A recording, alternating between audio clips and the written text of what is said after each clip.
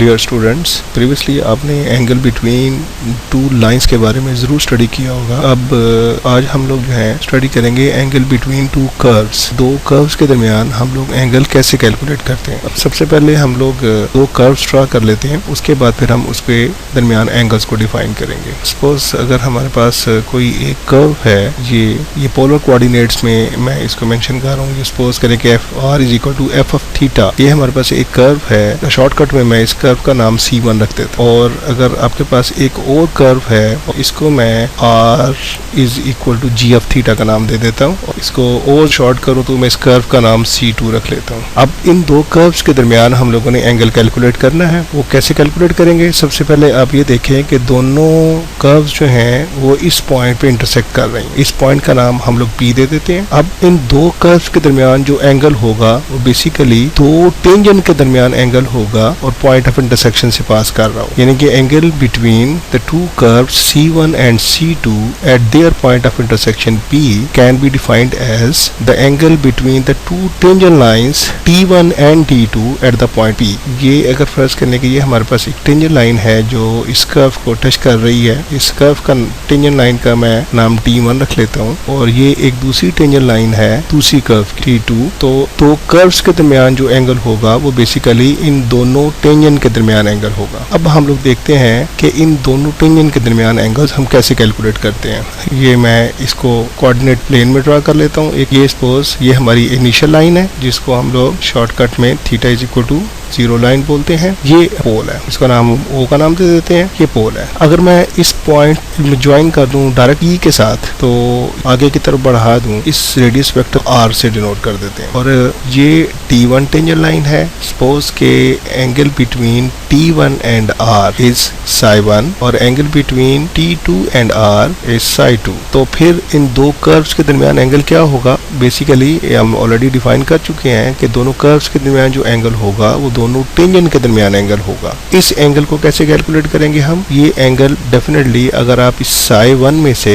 psi2 को minus कर दें तो T1 और T2 के दरमियान एंगल ये डिफाइन हो जाएगा psi1 माइनस psi2। तो कर्व्स जो हमारी C1 और C2 है इन दोनों के दरमियान एंगल क्या होगा? psi1 minus psi2। ऑब्वियसली अगर हम r is equal to g of theta यहाँ पे ले लें इस कर्व को और r is equal to f of theta यहाँ पे ले लें तो एंगल जो है वो बन जाएगा psi2 माइनस psi1। यहाँ पे angle between C1 and C2 दो कर्व्स के दरमियान एंगल को कैसे डिफाइन किया था? ये बेसिकली इक्वल है angle between the tangent lines T1 and T2 eight their point of intersection P। और angle between T1 and T2 क्या निकला था हमारा? psi1 minus psi2। और यहाँ पे मॉडुलस का साइन लगा देते हैं। ये क्यों लगाएंगे कि हो सकता है कि हमारी r is equal to g of theta curve ये हो और r is equal to f of theta ये कर्व। यहाँ पे आप जहन में रखिएगा कि psi1 क्या है? psi1 is angle between tangent line T1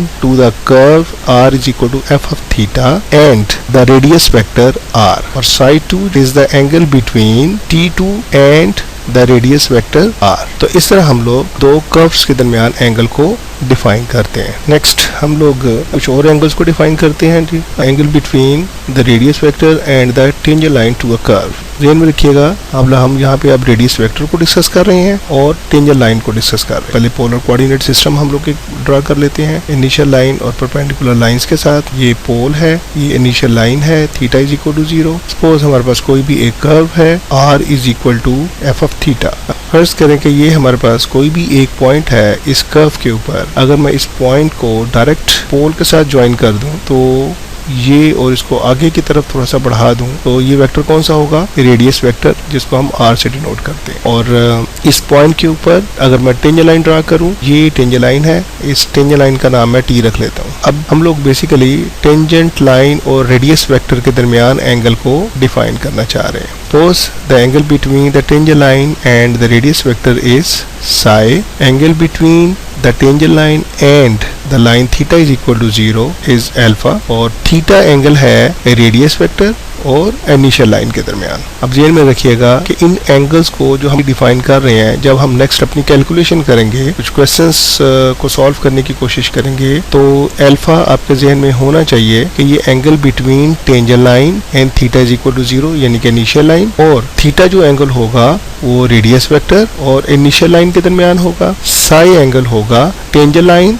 और रेडियस वेक्टर के दरमियान। अब हम लोग इन तीनों एंगल्स के दरमियान एक रिलेशन फाइंड करना चाह रहे हैं। डेफिनेटली इनके दरमियान कोई ना कोई एक रिलेशन है।